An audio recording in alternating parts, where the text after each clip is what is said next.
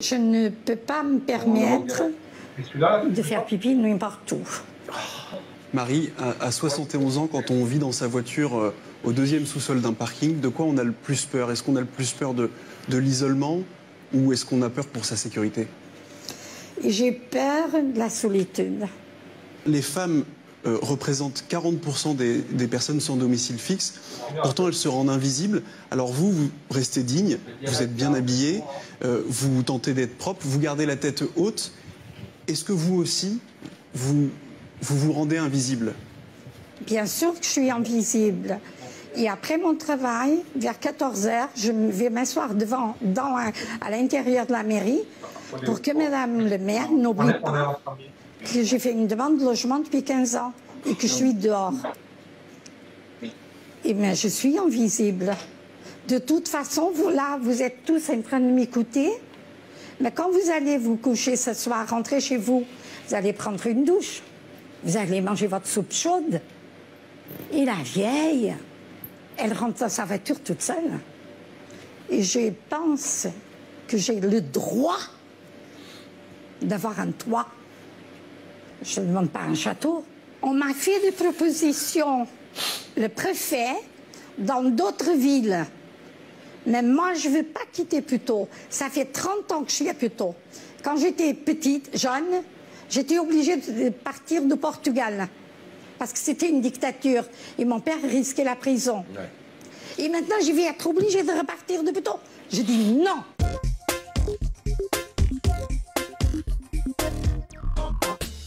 Droit citoyen, la radio de tous les citoyens et citoyennes. Vivez l'information libre et citoyenne avec Droit citoyen.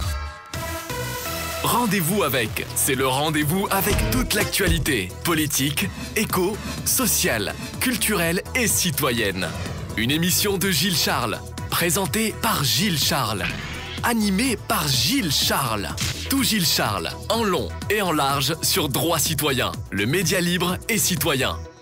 Bienvenue dans ce 6e rendez-vous avec. Cette semaine, aujourd'hui plutôt, on a le plaisir de recevoir le doyen de la faculté de Saint-Étienne de médecine, professeur Queneau. Bonjour. Bonjour.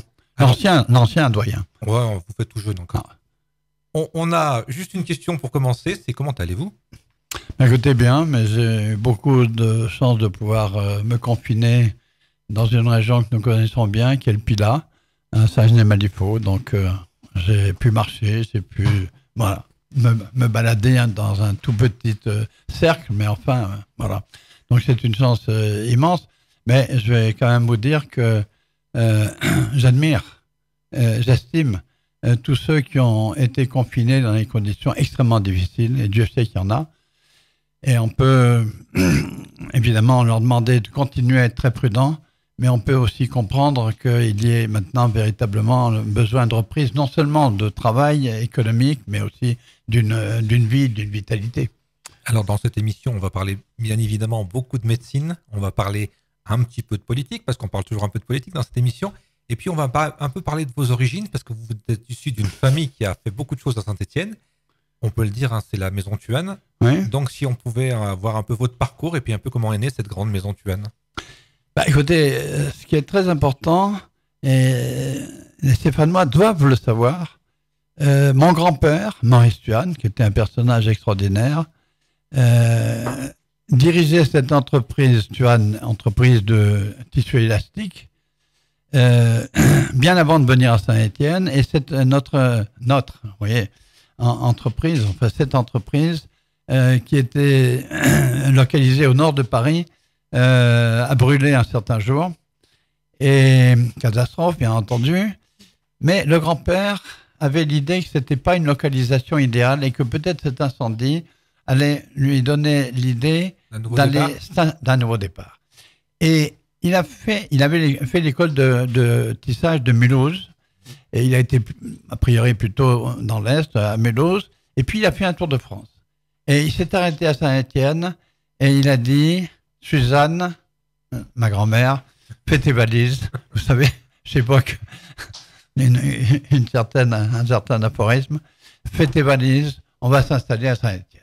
Et c'est là qu'il y a un tissu de compétences, de travail, et véritablement. Donc, il s'est installé à Solor. On était dans quelles années à peu près?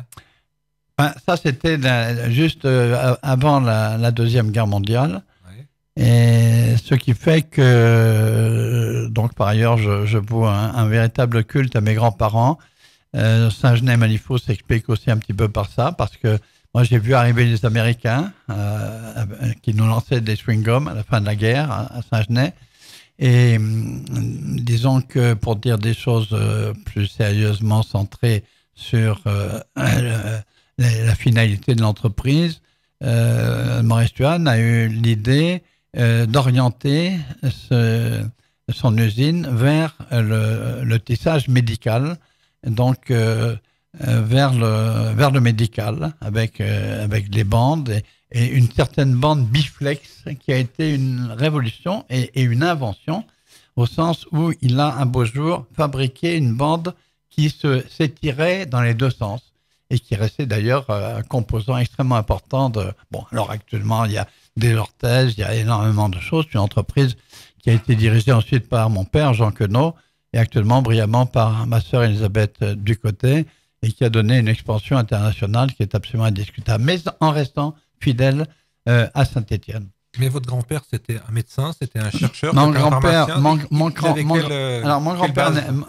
il avait fait l'école de tissage de Mulhouse. Il n'était pas médecin, il n'était pas pharmacien, il n'était pas. Alors, je dirais qu'il était un chercheur dans la mesure où il a été un trouveur de cette fameuse biflex. Mais pour trouver, il faut chercher. Et puis cette opiniâtreté, cet engagement permanent. Alors, j'ai écrit un livre sur mes grands-parents qui s'appelle Plaisir de mémoire, et hommage à mes grands-parents Maurice et Suzanne Thuann.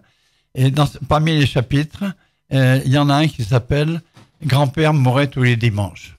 Alors, pourquoi grand-père mourait tous les dimanches? Catastrophe, le dimanche, mais qu'est-ce que je pourrais faire? Il n'y a personne dans mon usine. Donc, bon. Alors, heureusement, il s'intéressait à beaucoup de choses. Il était très sportif. Il avait fait le Mont Blanc. Cette époque-là, pour un Parisien qui fait le Mont Blanc, qui ensuite s'installait à Saint-Étienne.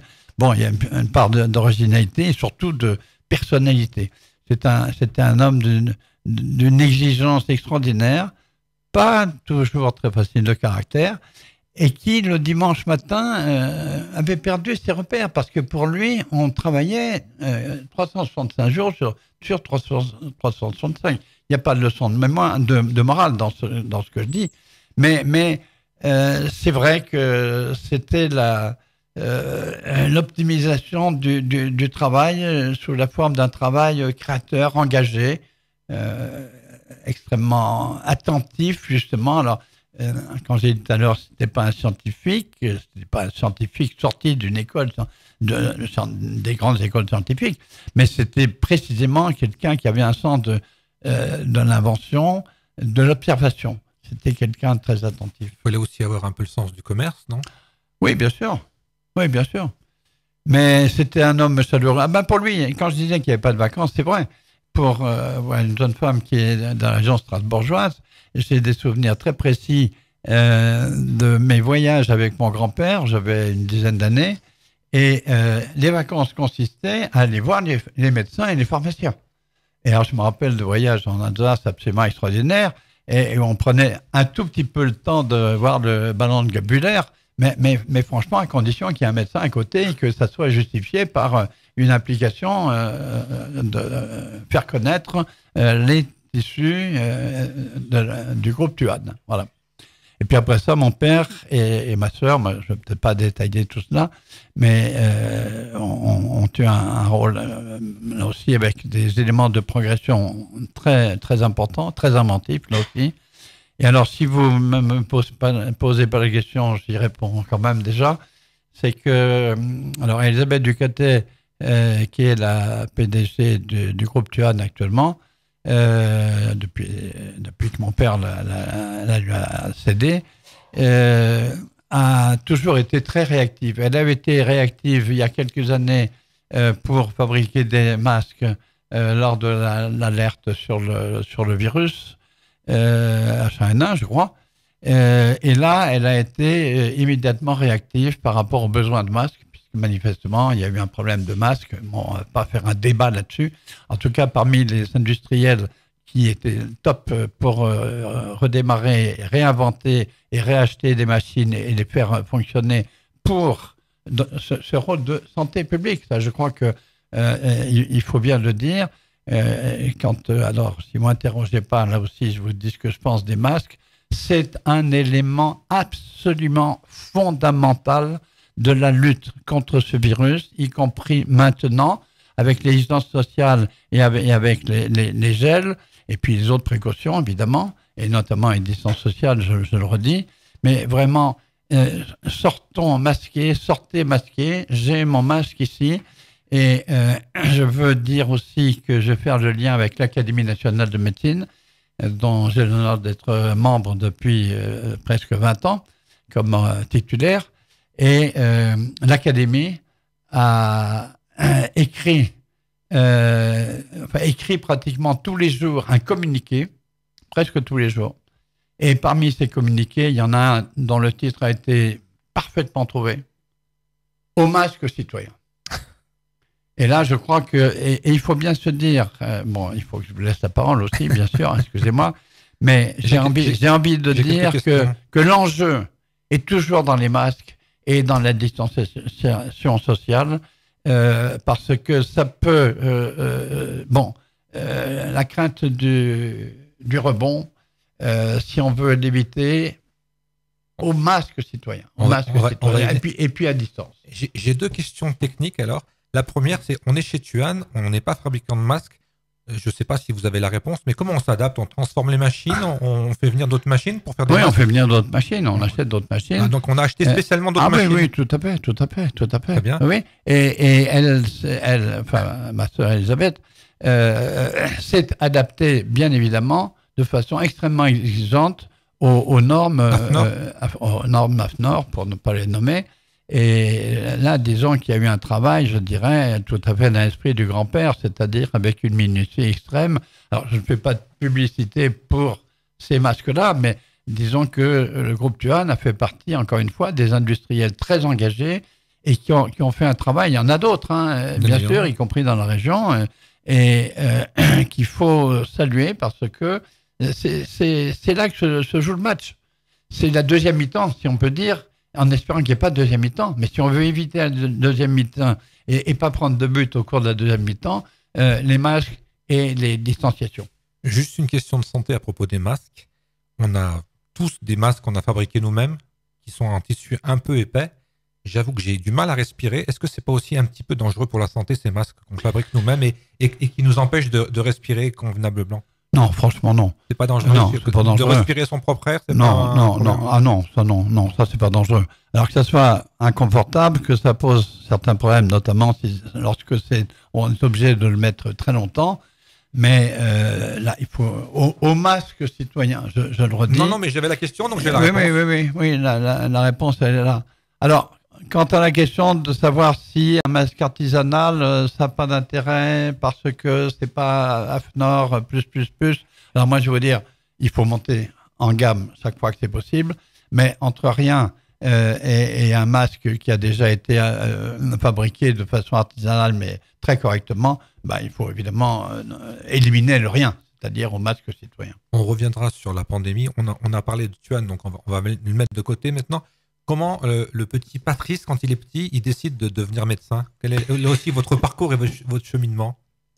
Alors, je pourrais dire... Je vous ai fait sourire, c'est déjà pas mal. Oui, vous m'avez fait sourire parce que ça rejoint ma grand-mère et mon grand-père, quelque part, qui n'ont pas du tout insisté eux-mêmes pour que je sois médecin.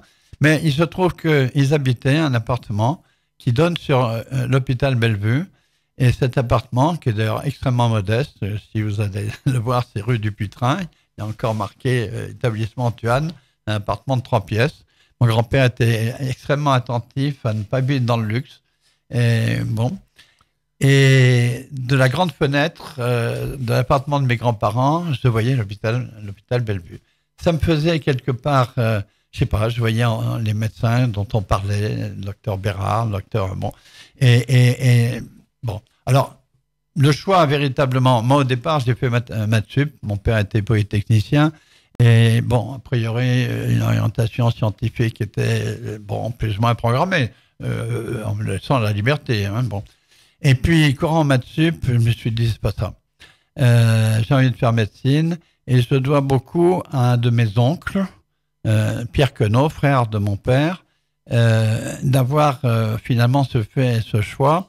C'était un orthopédiste spécialisé dans les scolioses et les séquelles de polio des enfants, des adolescents, et qui d'ailleurs a ramené des États-Unis quelque chose qui a fait ensuite, une technique qui a fait ensuite un chemin considérable, qui s'appelle la tringle de Harrington. Mais bon, n'entrons pas dans les détails techniques trop compliqués, mais lui aussi était un novateur. C'était un homme, là aussi, d'une discrétion rare, qui, d'ailleurs, fait très rarement payer ses malades, chaque fois qu'il sentait qu'il y avait une difficulté. Et j'ai eu, voilà, un certain jour, là aussi, dans le Pilat, au cours d'une Si j'ose dire, marche. vous avez pris le virus, là. Ah, j'ai pris le virus. J'ai pris le virus, et franchement, je regrette pas. C'est un métier magnifique. C'est une vocation. C'est une vocation. Et ça, bon, on ne saura jamais trop dire que il faut que les études, enfin, je sais pas, peut-être pas le lieu tout de suite d'en parler, mais si on va dire un mot pour dire que il faut des études de médecine qui collent à la réalité du malade, qui beaucoup plus tôt qu'on ne le fait actuellement, puissent être véritablement au contact des malades. Bon, on va pas faire la nouvelle réforme Queneau, mais s'il y avait une réforme Queneau, je vais vous dire, on commencerait par le malade et on ferait les sciences fondamentales au fur et à mesure, et non pas un gros socle de sciences fondamentales où on apprend des choses qui, en tout cas, paraissent assez déconnectées de la médecine, et après ça, on voit le malade en deuxième temps. L'essentiel, c'est le malade. On s'était rencontrés précédemment pour un livre qui s'appelle « Sauver le médecin généraliste ». Ah oui. On a encore du mal, et comment on fait encore aujourd'hui pour trouver des médecins généralistes? Est-ce qu'on a trouvé une solution depuis ce fameux livre? Bon, alors, on n'a pas trouvé de solution miracle, mais il y a quand même des progrès, et en particulier par le canal des stages en médecine générale qui ont lieu en 3e cycle. Et ces stages qui... Alors, je vais vous dire une chose. C'est à Saint-Étienne, et avec 2 ou 3 autres facultés françaises, notamment Clermont et Tours, qui ont été mis en place les premiers stages en médecine générale pour les futurs généralistes. Ça vous paraît surprenant, ça? Eh bien, c'était dans les années... moi, j'étais doyen en 79, et c'était à ce temps-là, Christian Cabal qui m'avait précédé, puis moi, on a été les premiers, pratiquement parmi les premiers, à dire, mais attendez, il ne faut pas que les stages soient uniquement à l'hôpital pour des médecins qui vont pratiquer la médecine générale et de façon plus générale, la médecine libérale, spécialité inclue. Eh bien, ça a été une étape. Depuis lors, il y a un 3e cycle de médecine générale qui est évidemment beaucoup plus consistant, et il y a l'obligation de faire un certain nombre de stages. Eh bien, le maître de stage, c'est-à-dire un généraliste de campagne ou de ville, qui prend un étudiant sous sa coupe, et si cet étudiant a là aussi... Bon, c'est là qu'il va prendre le virus, pour reprendre votre expression. Bon, le bon virus, c'est là qu'il va voir ce que c'est que cette attente des malades, y compris de personnes qui sont en prévention, de ci, de ça, etc. Et puis, alors, je dis un mot juste, puis vous m'arrêtez. Bon, les premiers mots MAUX d'une consultation. Non. Les premiers mots MOTS. MOTS. Les premiers mots d'une consultation ou d'une arrivée à l'urgence, les premiers mots d'un contact avec un médecin, c'est considérable. Pour le diagnostic, oui. Pour la mise en confiance, oui. Pour la compréhension de quelque chose qui ne sera pas forcément dit. Pour l'inquiétude, la réassurance. Bon, donc si vous voulez ça, toute la télémédecine que vous voudrez, tous les avancées scientifiques, biologiques, imageriques, infiniment précieuses, mais ne faites pas dire le contraire. Mais rien ne remplacera jamais ce premier contact, ces premiers mots, ces premiers silences, quelquefois, cette première écoute, ne pas se jeter sur le malade, cette première attention. Il y a un travail auquel je fais souvent référence qui a été mené par des Suisses et qui, un beau jour, s'apercevant que je dis on, moi aussi, nous médecins, nous coupons trop vite peut-être la présentation des symptômes par le malade. Et ils avaient décidé de ne pas arrêter les malades lors de leur petit discours, c'est pas un discours, leur confidence. Et ils sont aperçus que entre la première et la deuxième minute, les choses se précisaient énormément sous l'angle du diagnostic et que non seulement ça, mais certaines choses plus personnelles apparaissaient là où, en fait, ça n'avait pas été dit au début. Ça peut être quelque chose dont on n'est pas très fier, de boire trop, etc., tout ce que vous voudrez. Mais le fait... Alors, il ne faut pas laisser parler pendant 1 heure. C'est pas compatible avec l'organisation des soins. C'est des psys, là. Mais Après. voilà, ouais. 1 heure. Bon. Mais si vous voulez, je dis simplement là, vive le médecin généraliste qui porte attention, votre mot est très bien choisi, qui porte attention au patient, qui lui dit bonjour, qui le met à l'aise, qui le met en confiance, qui va l'écouter. C'est très important de se sentir à l'aise. Et déjà, quelque part, le rassurer. On est quand même vraiment dans l'importance d'être à l'aise avec le médecin aussi. Parce que des moments, il y a des choses à confier qu'on a du mal à confier aussi. Alors ça, c'est sûr. Alors, ça peut ne pas être la première fois. Quand on a des maladies mal placées, c'est toujours délicat quand on arrive chez le médecin. Oui, bien sûr. Mais il n'y a pas que ça. Il y a souvent, je dis, osons parler de notre sensibilité, de nos émotions. Bon, c'est pas forcément de la psychiatrie, c'est la vie, c'est les stress, les contrariétés.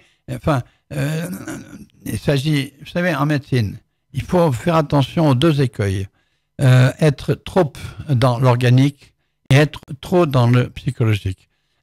Mais Jean Bernard, qui était un patron célèbre en même temps qu'un grand écrivain, avait cette formule absolument magique: mettre cerveau sur notre corps perché.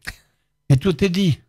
Tout est en interaction permanente entre le corps, l'esprit, le psychisme, le social aussi.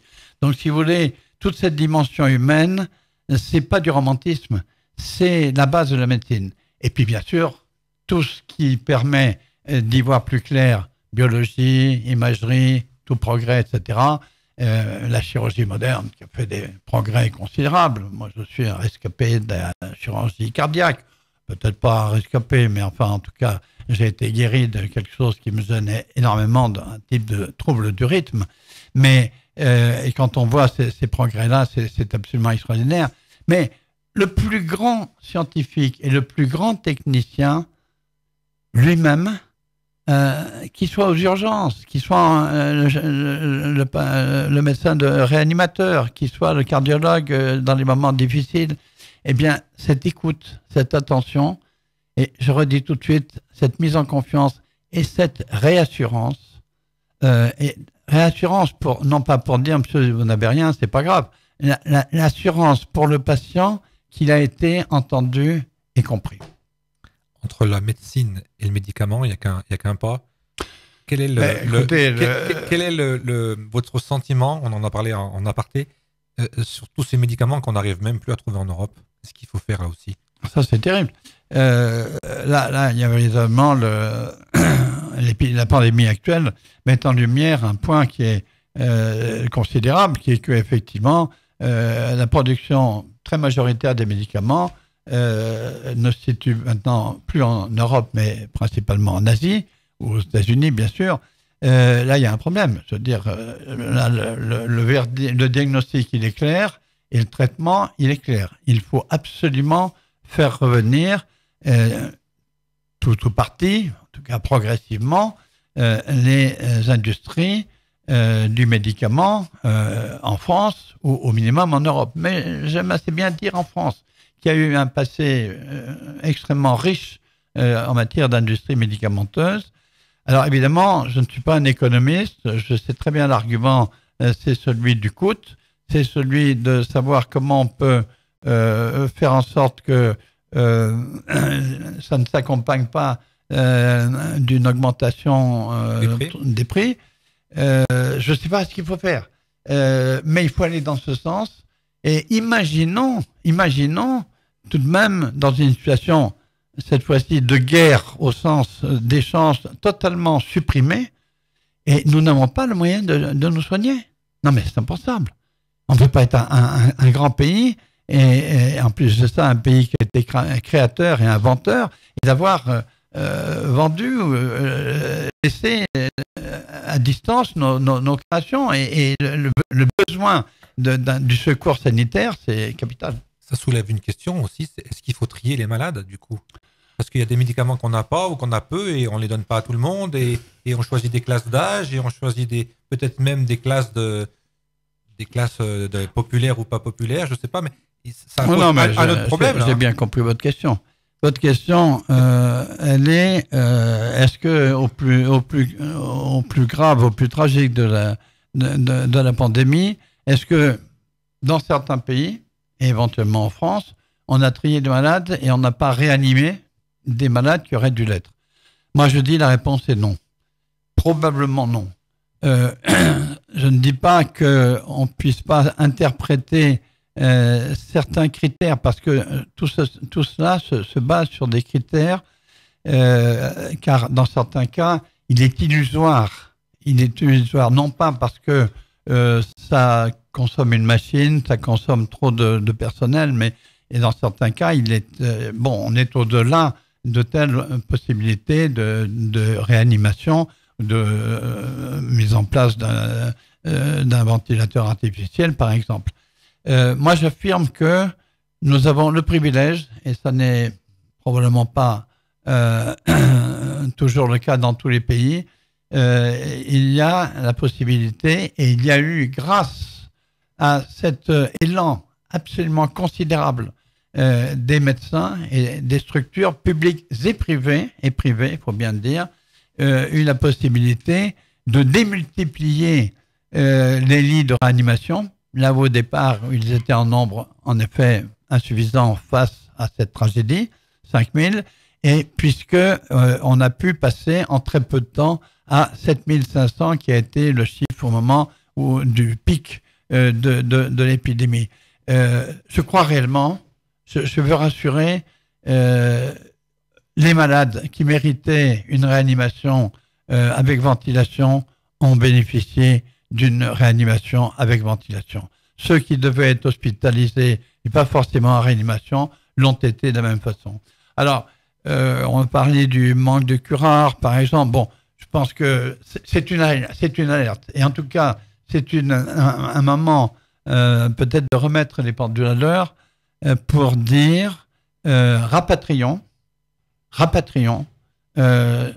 avec, encore une fois, les contraintes économiques, mais rapatrions véritablement cet élément qui est un élément d'indépendance française, d'indépendance nationale, d'indépendance par rapport au traitement de la maladie et de drame.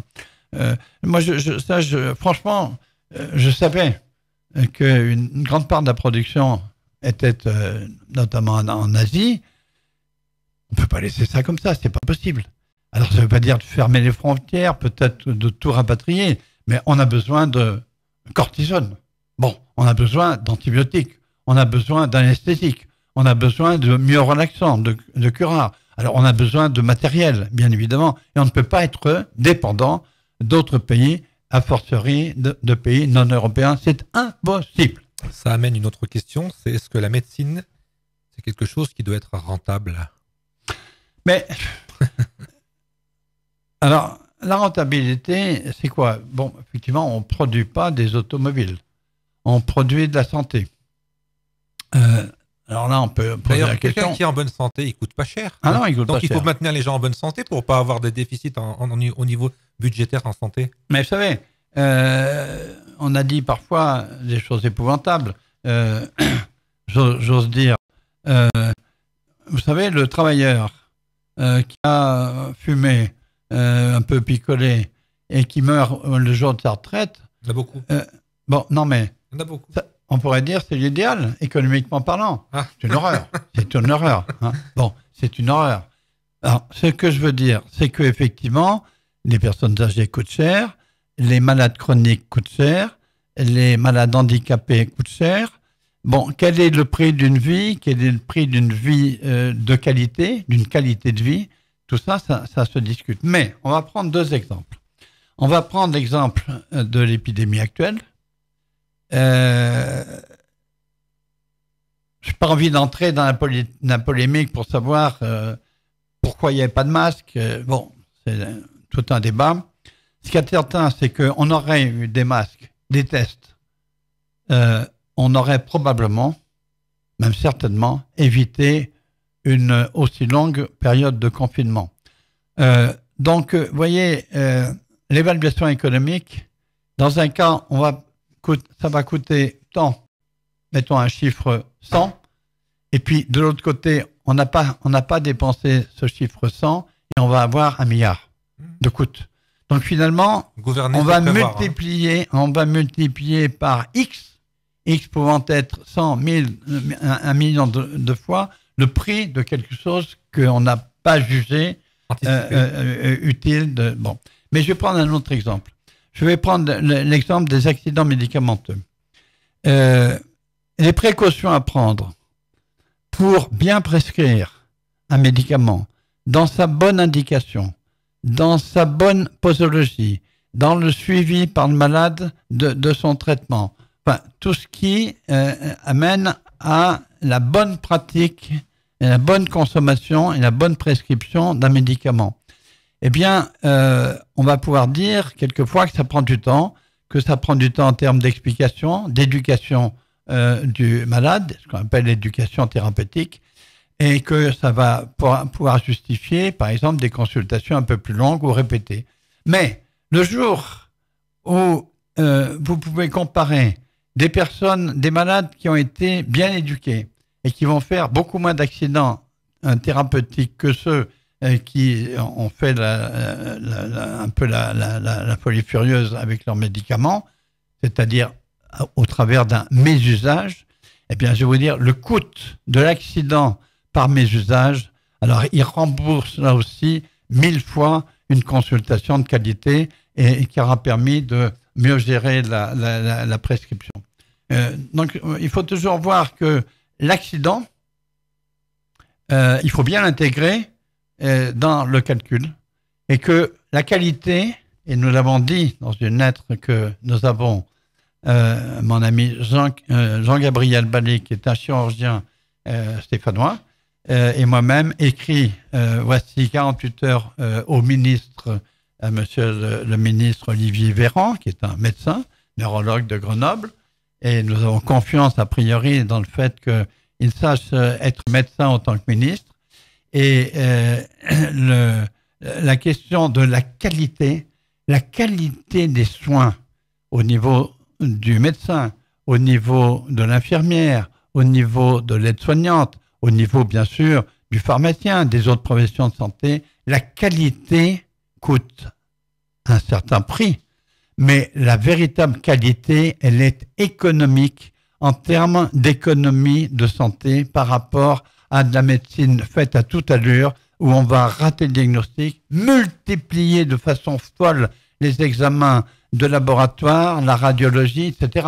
Alors, de temps en temps, on vient vous dire, oui, mais essayez de démontrer. Bon, on ne pouvez pas démontrer en tirant au sort des malades qui vont aller voir un bon médecin ou d'autres un moins bon.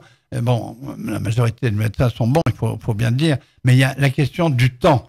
Je veux dire, cette fameuse minute supplémentaire à laquelle je faisais allusion tout à l'heure, ça va permettre d'éclaircir tout de suite le diagnostic. Ça va permettre, bien sûr, de conduire aussi aux examens qu'il faut faire, mais de façon hiérarchisée et pas en anarchie. Excusez-moi, j'ai été un peu long. Faire les bons examens. Juste une dernière question sur cette pandémie, sur ce Covid-19. Est-ce que vous pensez, vous, qu'il va y avoir une deuxième vague ? Moi, je suis relativement optimiste parce que je crois qu'actuellement, il y a une maîtrise importante. Le virus circule encore, ça c'est clair. Il ne faut surtout pas relâcher. Hein, donc, au masque citoyen, à distance, on ne s'embrasse pas, etc. Et on ne se dit pas bonjour, on le fait de façon... Bon, comme je fais avec mes petites filles, où depuis toujours, il est convenu que je souffle dans ma main, elle souffle dans sa main, on s'aime beaucoup, mais on ne s'embrasse pas. Enfin, je veux dire, il arrive que d'habitude, quelquefois, on s'embrasse. Mais enfin, bon, c'est une image. Bon. Donc, il faut véritablement continuer à être extrêmement strict.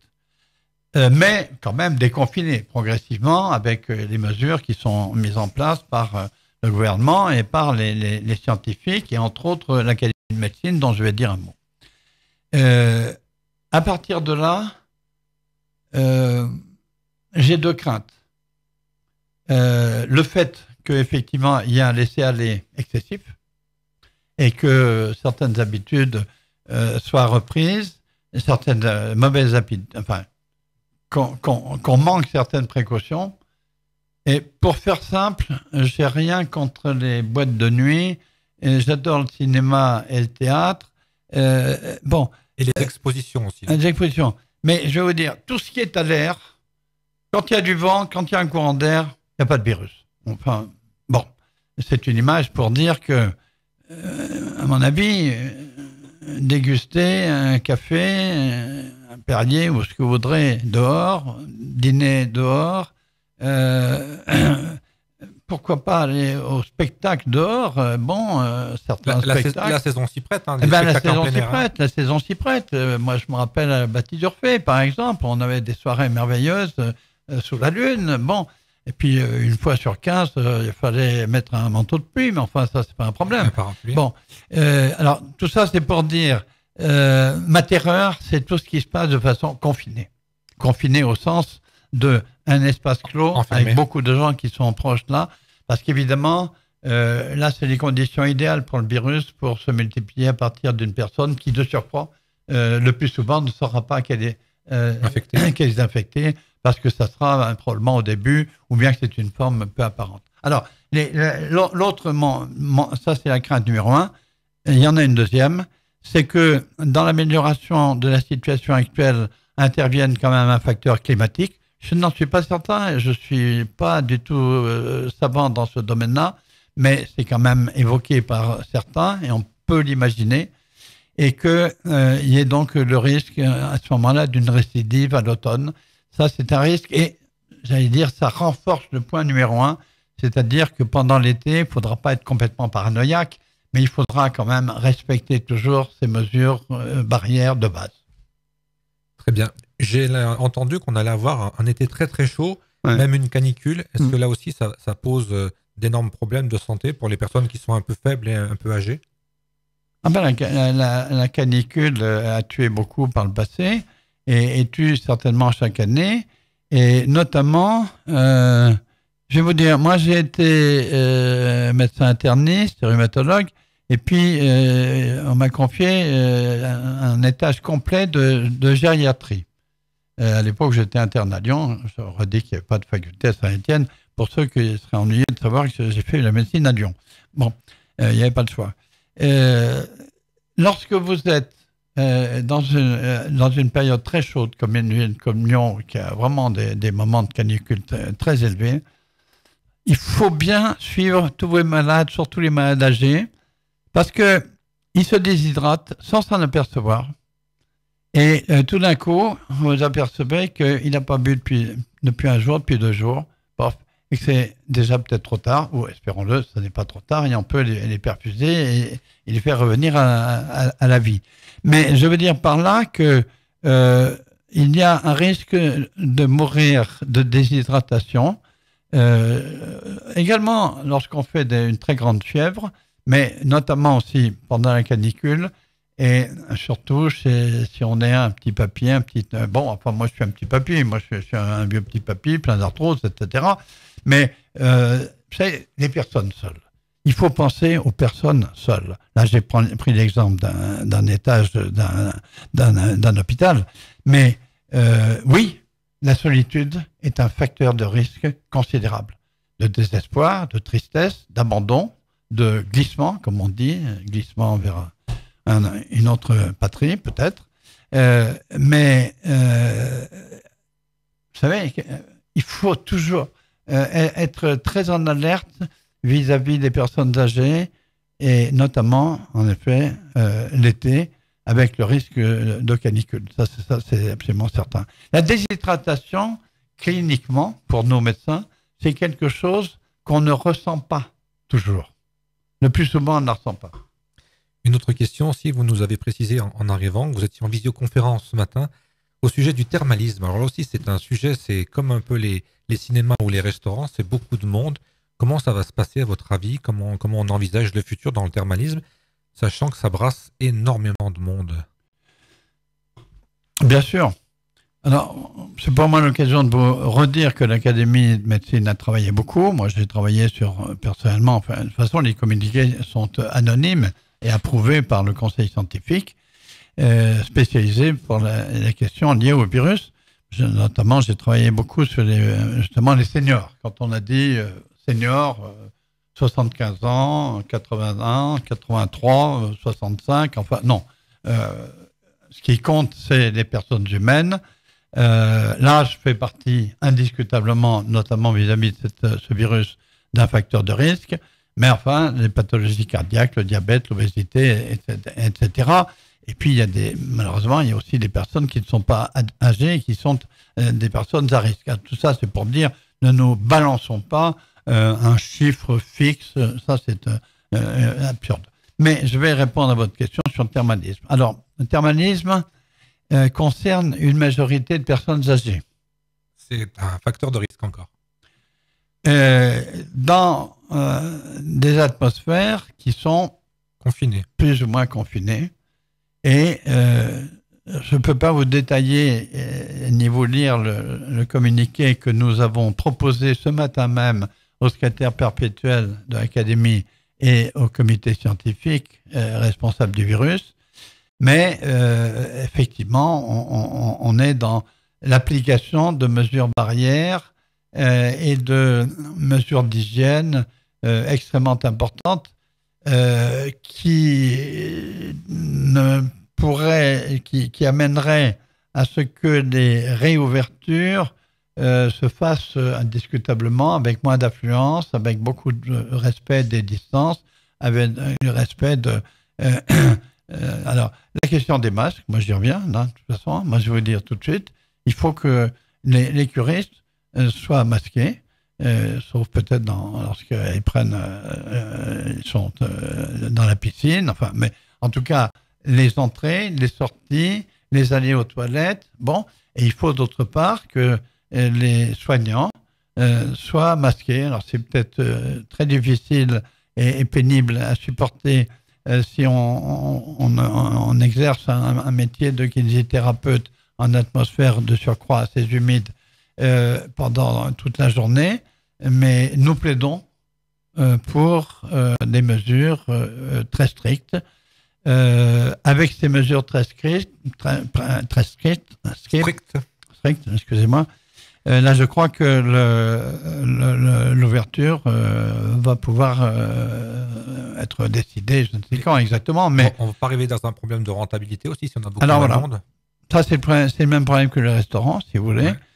Bon, un restaurant, si on parle de tel restaurant, je peux en citer un, mais je pense à certains restaurants du Pilat, où évidemment, si on est 50 sur toute l'esplanade, le risque est de surcroît avec un petit vent qui vous caresse les chines et qui refroidit votre poisson ou votre gigot plus rapidement que prévu.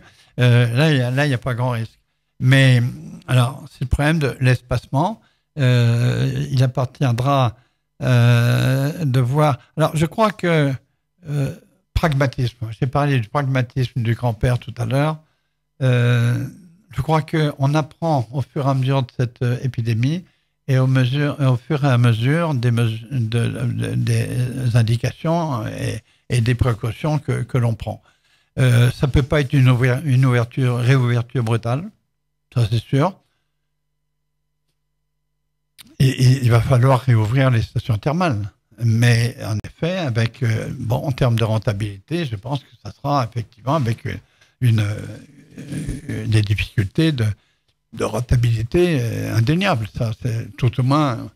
Et puis là-dessus, on aura peut-être la bonne surprise, c'est qu'il n'y ait pas de deuxième vague et que, bon, les choses s'arrêtent. Vous savez. Alors, parce que, un mot juste sur... il n'y a pas de pire caprice qu'une épidémie virale. On le voit aujourd'hui. Mais je vais vous dire, il n'y a pas que l'épidémie de 1917. 50 millions de morts, entre parenthèses, 50 millions de morts sur la planète. Hein. Bon. Et il y en a pratiquement tous les 3-4 ans, il y a, et même presque toutes les années, il y a des épidémies. Le fait est que la France n'a pas été très directement concernée depuis l'épidémie H1N1 et d'une certaine façon le virus Ebola. Mais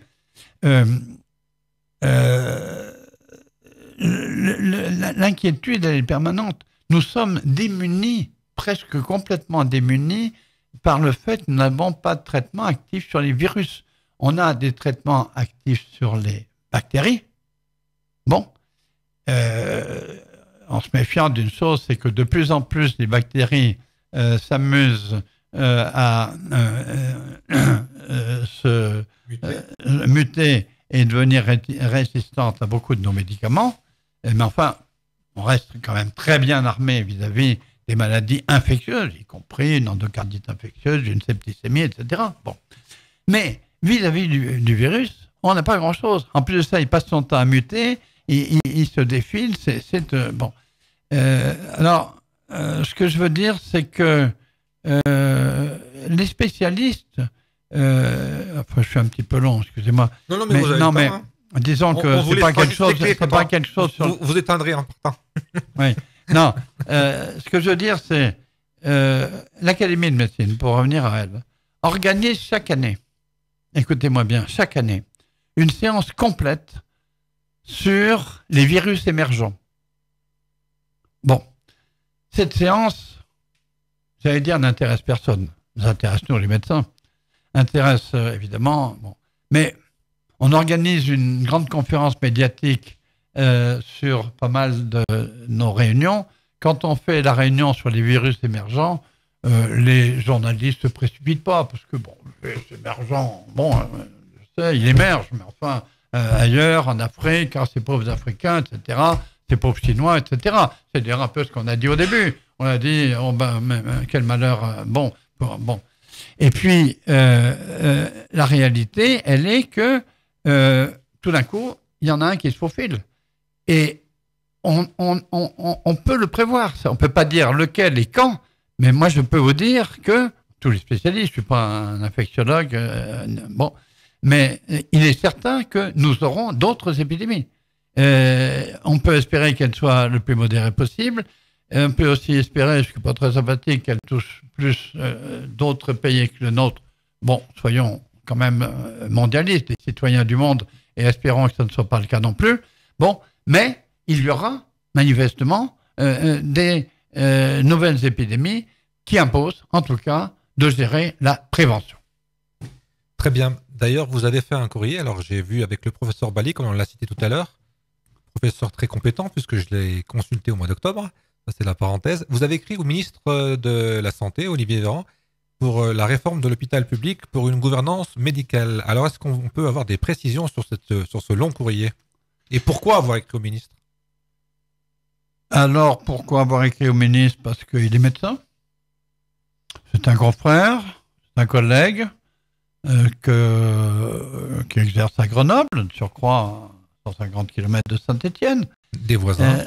C'est notre voisin. Et parce que moi, je fais l'a priori que ce soit un médecin passionné par les malades, qui, de surcroît, ayant eu sur le plan hospitalier une expérience de médecin, puisqu'il a une quarantaine d'années, je crois, et qu'il connaît l'hôpital public. On aurait eu beaucoup d'autres choses à lui dire sur une autre lettre ouverte, peut-être, je ne sais pas. Mais là, on a parlé de l'hôpital public. Alors moi, je vais dire ce que j'ai vécu et ce que beaucoup de mes collègues ont vécu dans leur carrière d'hôpital, de médecin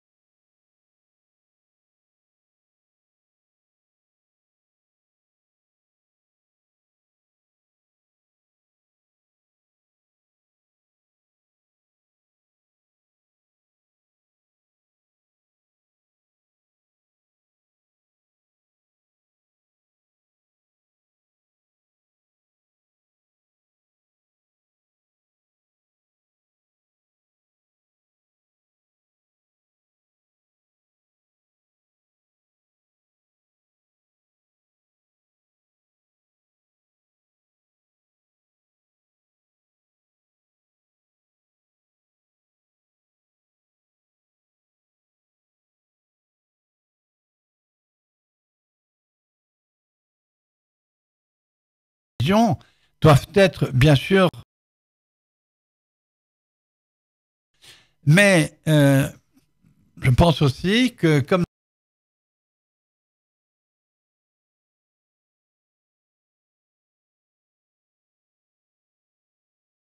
véritablement une présence médicale directement concernée au niveau de la gouvernance améliorerait les choses. Alors, il n'est pas question de faire de l'angélisme.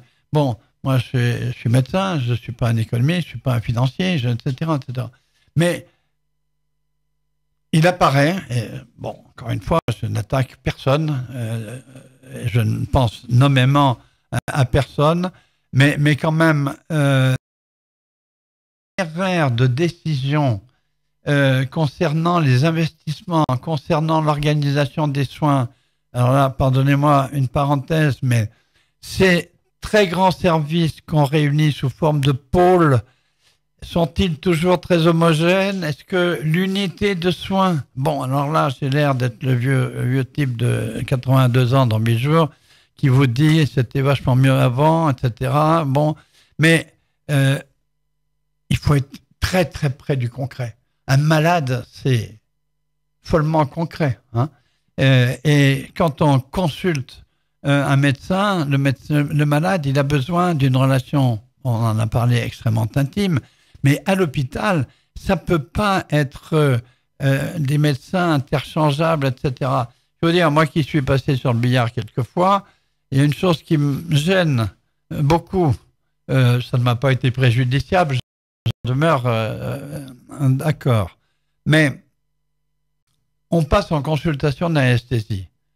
Et la première chose qu'on vous dit, de toute façon,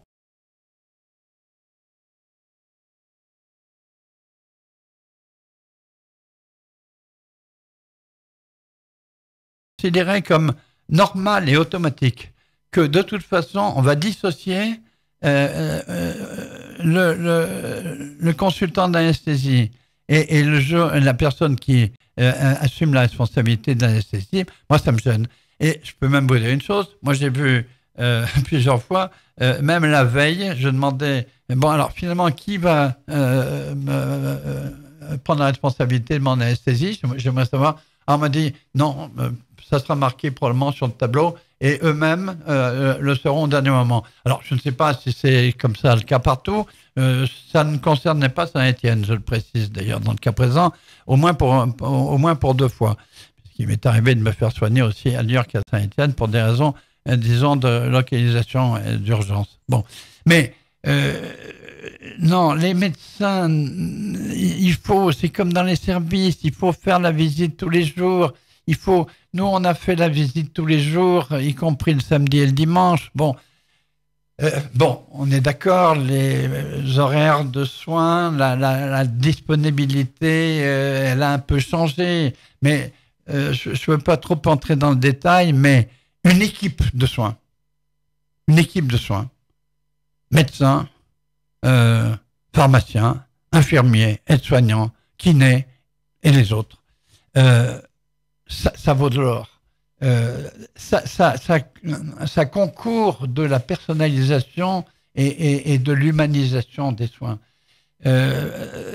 Imaginez, bon, moi j'étais dans un lit d'hôpital, j'ai eu un privilège énorme parce que pratiquement toujours savais que j'étais professeur de médecine, sauf une fois où d'ailleurs j'ai raconté ça dans un autre livre.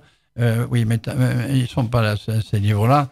Ça s'appelait Soulager la douleur. Et croyez-moi, je me rappelle de l'anonymat qui ne m'avait pas été favorable. Rien de grave au total, mais enfin, un certain mépris, et en tout cas un mépris de mes douleurs qui était terrible.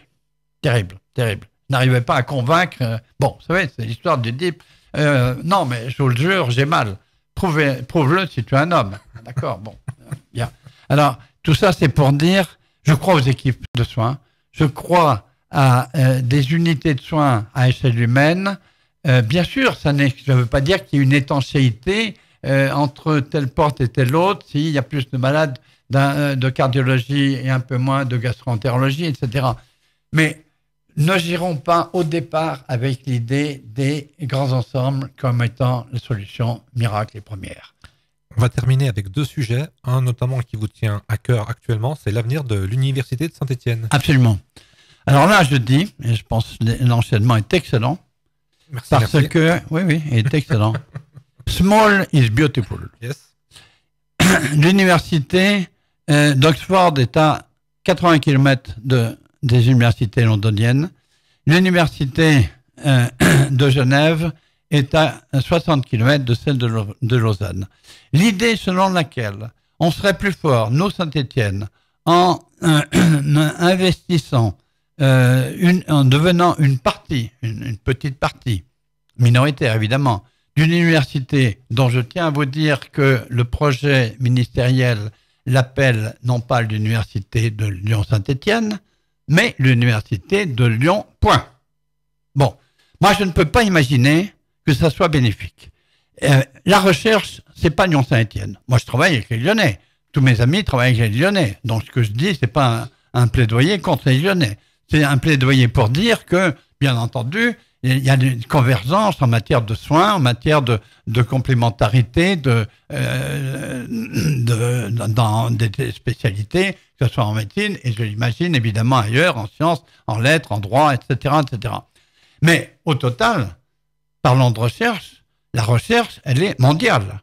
Donc, le même professeur X, à l'époque de Gilles Bousquet, par exemple, qui a été un novateur, qui a inventé à Saint-Étienne une prothèse de hanche qui s'appelle la prothèse double mobilité, qui n'a pas été toujours très très bien vue par certains autres pays et surtout peut-être certaines villes de notre bonne vieille France. Mais maintenant, cette invention, elle est mondiale. Cette invention, elle est mondiale. Ça va sur l'image à peu près.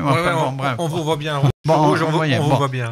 On voit que j'ai un peu coupé la barbe pour les cheveux, pardonnez-moi, mais ma coiffeuse m'a donné rendez-vous pour juillet, donc il faut que j'attende encore un peu. Mais je reviens, parce que c'est extrêmement important. Alors, je n'ai pas été président d'université, mais j'étais vice-président d'université. Je me suis toujours énormément intéressé à cette université. Il se trouve que, pour d'autres raisons amicales et parfois familiales, j'ai énormément entendu parler de la création de cette université, peu avant 68, et qui s'est confortée dans les années qui ont suivi 68. Et je peux vous dire que les Stéphanois, les Ligériens, les régionaux voulaient cette université. Ils l'ont eu à la force du poignet, contre certains ministres. Pompidou était défavorable, grâce à Durafour, grâce à Baron, grâce à ensuite, plus tard, à Neuwirth, à Dubancet et d'autres, bien entendu, à l'ensemble des maires, à Maurice Vincent, à Sanguedols. Moi, j'ai eu Sanguedols, qui était un personnage merveilleux, qui siégeait à mon conseil de faculté. Enfin, tout ça pour dire, nous sommes apolitiques là-dedans. Il y a eu une volonté, une envie, et une envie justifiée. Ça a permis... Alors, au niveau... Je ne peux pas parler de toutes les disciplines universitaires, donc je vais parler de la médecine. Eh bien, pour la médecine, ça a permis... pour des tas d'étudiants qui n'auraient jamais fait médecine, de devenir médecin, c'est assez important à l'époque des déserts médicaux, et où, vous savez, il n'y a pas tellement de déserts médicaux dans la région, parce que finalement, et grâce justement au stage chez le praticien dont j'ai parlé tout à l'heure, eh bien finalement, il y a beaucoup de gens pour s'installer à Marle, pour s'installer, en temps, il y a un chômage d'enjeu, il n'y a pas de successeur immédiat, mais il y en aura, et en tout cas, les petites facs, les jeunes facs, pour ça, font un travail exemplaire. Mais je vais insister sur un point qui est majeur. J'ai parlé plusieurs fois de mes interventions chirurgicales, de mes soins médicaux. Le plus souvent, je me suis fait opérer à Saint-Étienne, des services qui sont des services de première division. Je tiens à le dire, qui sont au top et qui souvent accueillent des malades étrangers, des malades de beaucoup d'autres régions de France. Allez vous faire hospitaliser, allez vous faire opérer à Saint-Étienne.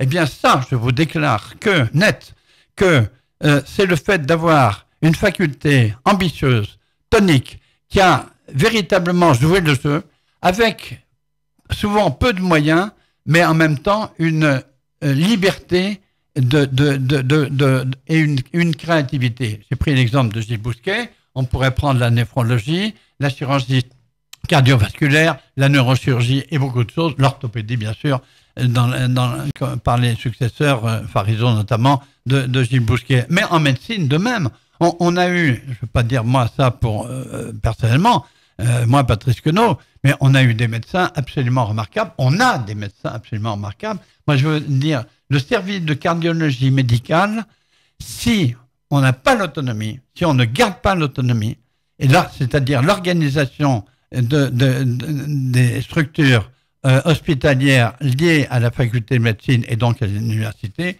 eh bien, nous tomberons en deuxième division. Et il ne faut pas tomber en deuxième division. Il ne faut pas tomber en deuxième division. Il y a urgence.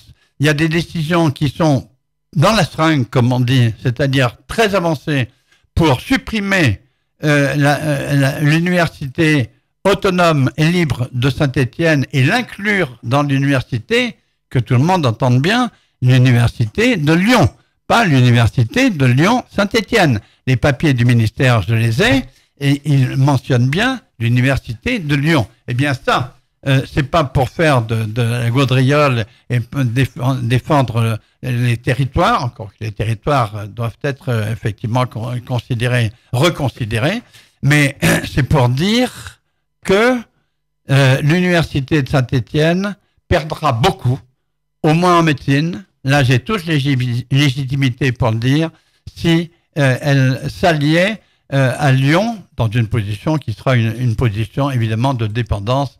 Et encore un mot là-dessus, c'est-à-dire concrètement, les médecins dans toutes les spécialités ne seront plus ceux qui vont faire une carrière à Saint-Étienne. Ça sera le jeune chef de clinique lyonnais qui viendra avec sa bagnole 2 ou 3 fois par semaine faire une consultation ou opérer, et qui n'attendra qu'une chose, c'est son agrégation dans l'université de Lyon, à Lyon. Donc si vous voulez, les gens je ne saurais jamais assez saluer l'engagement. Alors l'engagement, mais incroyable, y compris le week-end. Il faut savoir, là on n'est plus dans des 35 heures, dans les 45 heures, bon, c'est des 70 heures. Je prends très volontiers les exemples de tout à l'heure, neuro, cardiologie, etc., etc. Mais on n'aura absolument pas ça, cher ami, absolument pas ça, si on perd l'autonomie de la faculté de médecine Saint-Étienne. Il faut qu'il reste un doyen de la faculté de médecine Saint-Étienne, un président de l'université de Saint-Étienne, et qui joue leur jeu, bien entendu, et le jeu national et international, qui correspond au mot même de l'université, puisque l'université veut dire mondial et international. Donc j'ai bien compris que vous êtes contre, et j'ai même envie de dire, on peut titrer vent debout. Oui. Alors, on va passer peut-être à la douceur et terminer par la douceur. Vous êtes également un poète, puisque vous avez écrit de nombreux livres, et je voudrais qu'on parle un petit peu, je crois que c'est le dernier celui-là. Hein. Ce soir, je téléphone à la Grande Ourse. Et c'est un livre que vous avez fait, qui est préfacé par Piem, qui est un Absolument. Fabuleux Stéphanois originaire donc de la région. J'en ai 3 autres, dont un qui est préfacé par Pierre Santini, un acteur qui est quand même très connu. Ouais, qui fait du théâtre. Il fait du théâtre remarquable, du cinéma, oui. Bon. Et puis, je ne veux pas oublier de parler, je vais parler tout de suite, pour ne pas oublier, de Daniel Menton. Eh bien, pareil, d'ailleurs, vous allez me laisser un petit peu de place. Pour revenir à l'université, on a Jean-Luc Foury qui fait un livre sur l'université. Je suis à fond avec Foury. Et que j'ai eu au téléphone, et on est en train de caler une date pour qu'il vienne faire l'émission aussi. Je suis à fond pour votre démarche vis-à-vis de Foury. Je soutiens ce livre que je n'ai pas lu de A à Z, mais dont il m'a parlé beaucoup, et qui, je crois, défend des idées tout à fait comparables aux miennes, c'est-à-dire l'université autonome de Saint-Étienne. Et pour revenir à M. Mandon, si c'est un ami à Daniel vous, Mandon, vous pouvez lui dire qu'il est le bienvenu quand il veut. Alors, salut Daniel, je te téléphone ce soir, et je le vois tout le temps là sur ma colline à Saint-Genès. Daniel Mandon a eu des tas de missions dans sa vie. Il a été député, il a été maire de Saint-Genès pendant presque 40 ans, je crois. C'est un sociologue anthropologue, et son dernier livre est magnifique. Il s'appelle « Santé et spiritualité ». Et croyez-moi, c'est un livre extrêmement intéressant, plein d'espérance et d'espoir, qui prend sa source dans des racines pas uniquement chrétiennes, c'est la spiritualité à la fois laïque et religieuse. C'est tout de même, en tout cas, un livre de l'humain, de l'émotion, et j'y reviens, de l'espérance. Alors en tout cas, bienvenue à Daniel quand il viendra, et chers amis stéphanois ou autres, achetez le livre de Daniel Mandon que j'ai préfacé honnêtement, mais enfin ça c'est bon. On parle un petit peu de celui-ci là. On revient un petit peu sur les miens. Ce soir, je téléphone à la Grande Ourse, ça parle de quoi? C'est des dessins de Piem, c'est juste une préface? Comment s'est passée cette collaboration avec Piem? Ah, c'est un livre de moi. Oui. Bon, avec quelques dessins de Piem. Vous êtes tous les deux sur la couverture. Hein. Ah non, tous les deux, parce que j'aime beaucoup Piem et qu'il m'a beaucoup aidé. Vous aviez l'air d'être heureux sur la couverture. Oui, mais Piem, alors le livre que j'ai fait le plus avec Piem, c'est un livre qui s'appelle La douleur à bras-le-corps. Ça, c'est un livre de médecine, mais très ouvert au grand public. Et c'est vrai, j'adore Piem, je crois qu'on n'a pas le temps de dire, en tout cas, je tiens à le saluer et dire mon estime et mon admiration pour ces traits d'humour qui permettent de tout comprendre en un dessin, là où souvent avec des explications, disons, littéraires, c'est plus compliqué. Mais alors, non, le livre est accessoirement avec l'aide de Piem. Non, ce sont des poèmes. J'ai écrit quatre livres. J'aime beaucoup aussi La douceur du piano de ma mère. Enfin, voilà. Ou bien Des coquelicots sur la falaise. Ce sont mes émotions. Ce sont mes émotions. Alors, vous me direz, quand est-ce que j'ai écrit ça? Un peu partout. Sur la plage, beaucoup dans les trains, beaucoup dans des situations où je m'ennuyais un peu, où j'étais un peu saturé. Et vous travaillez comment? Au stylo ou à l'ordinateur? Alors maintenant, à l'ordinateur, autrefois au stylo, mais quelquefois au stylo aussi. Souvent, j'accroche un mot. J'accroche un mot, une image, une vibration, et puis à ce moment-là, bon. Et là, donc, ce soir, je téléphone à la Grande Ourse, c'est une bonne façon de voir les choses. Je suis un passionné du vent, et j'ai beaucoup écrit sur mais qui a vu le vent, qui est-il, quel est-il, etc. C'est quoi le vent? Et où est-ce qu'il est? Vous l'avez vu le vent? J'ai beaucoup de questions, j'ai jamais les réponses. Moi. Alors, lisez mon livre. Alors ça, c'est une 4e. Mais c'est vrai que j'ai écrit d'autres livres, en particulier cet hommage à mes grands-parents, comme livre non médical. Mais j'ai écrit 3 livres chez Odile Jacob. Donc, Sauver le médecin généraliste, c'est le dernier. L'avant-dernier, auquel je tiens beaucoup et qui a eu un succès merveilleux et qui, je crois, est d'une actualité fracassante, s'appelle Le malade n'est pas un numéro. Le malade n'est pas un numéro. Et ce titre m'enchante. On l'a trouvé à l'époque, on s'est d'ailleurs battu avec Odile Jacob, ça a été très difficile. Mais finalement, sur un coin d'escalier, on a trouvé le titre « Le malade n'est pas un numéro ». C'était bien ça qu'on voulait dire. Et puis, le premier s'appelait « Soulager la douleur ». Bon, mais la poésie, c'est l'humain. Ça s'oppose pas à la science. Beaucoup des grands scientifiques sont des littéraires, sont parfois des poètes. Moi, je me considère comme un poète un peu de, comment dirais-je, d'opérette. Voilà. Mais j'ai eu envie de dire des choses et je pense que certaines petites choses qui ont pu écrire sont pas si mal que ça. Non, mais je ne veux pas faire un manifeste pour la poésie, surtout pas pour la mienne. Mais j'ai observé juste une chose, et je vais terminer là, parce qu'il faut terminer, j'étais extrêmement bavard, quelquefois répétitif, pardonnez-moi. Mais vous avez raison, je me suis bien reposé. Moi. Bon, quand j'offre, ou que quelquefois on m'achète tel ou tel de ces livres de poésie, en fait, la poésie, ça se met un peu dans un placard, on feuillette quelque chose, bon. Et puis, bon, on n'est pas dans un mode de vie, bon, qui pousse beaucoup à lire la poésie. Alors, j'ai remarqué simplement cette chose. C'est que tout d'un coup, après avoir vendu ou donné, souvent donné, tel livre de poésie à quelqu'un que j'aime bien, je lui envoie un poème qui me dit « Mais c'est magnifique !» Ah, mais ça, écoute, bon. Alors, bon, c'est magnifique, c'est à lui de le dire, c'est pas à moi.